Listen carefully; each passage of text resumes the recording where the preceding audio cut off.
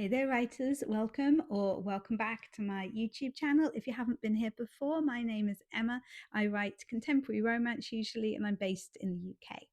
So today I was wanting to explain why I use Google Docs for my writing. I know that there are many different programs out there, and writers can become very attached to them. And it kind of says something about you as a writer, I feel, what you decide to use. So, me just using Google Docs probably says I'm quite basic.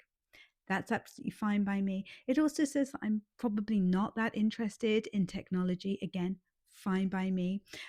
Don't do spreadsheets. Yep, very true. So, why do I use Google Docs? Well, I used to use Microsoft Word when I had it on my laptop. I do not have Microsoft Word on my laptop anymore. I do use the online free version of that, in particular when I am doing editing jobs or when I am doing edits that have been sent to me from my publisher for my own books. But when I'm actually writing, I do use Google Docs. So, Google Docs, so first of all, it's free. And honestly, I don't really feel the need to pay just for a program that I'm writing in. I don't require that much from it.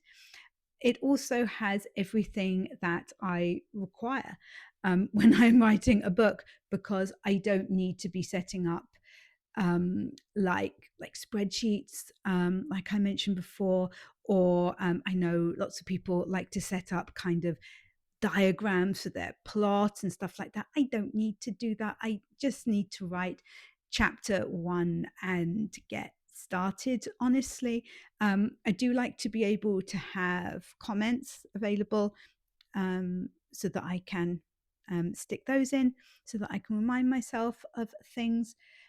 And that's about it, really. The other really useful thing that I find is that I can have Google Docs on my phone as well, so that if I'm out and I find myself with some spare time, I can write on my phone. I don't normally actually write in my main document for my manuscript, because it would just take a while to kind of find the relevant place. But I can just open up a new Google Doc and type, and then add it in later when I get home. I'm not even someone who has individual documents for their chapters, although that is something that I am considering doing, because that might make things a little bit easier at times. But yeah, I literally just have one long document. And it was actually, honestly, this is embarrassing, only a few months ago that I discovered that if you make like your chapter titles into headers, then they show up like on the left hand side, and then you can click on them to get to the relevant chapters. I didn't even need that. I do kind of use it now, but honestly, I could do without it. Yeah, so basically it's all I need. I do not require anything else. I don't want it to be any more complicated at all. Yeah. So, like, good on you if you make use of all the features of whatever fanciness works well for you. That is absolutely fantastic. If that is what helps your creativity, good on you. Personally, I have a notebook that I put all my kind of notes, scene ideas and things in, and then just one document that I type my book into.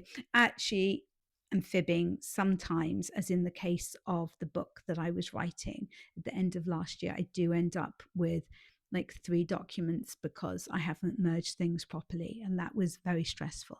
But in theory, I only have one, and it's fine. I've written quite a few books this way.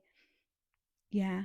So don't necessarily feel that in order to write a book, you need to pay out for some expensive app or program, and that is going to solve all your problems. Because honestly, the key to writing a good book is your creativity, it's your mind, it's your ability to write. It's not how fancy your writing program is.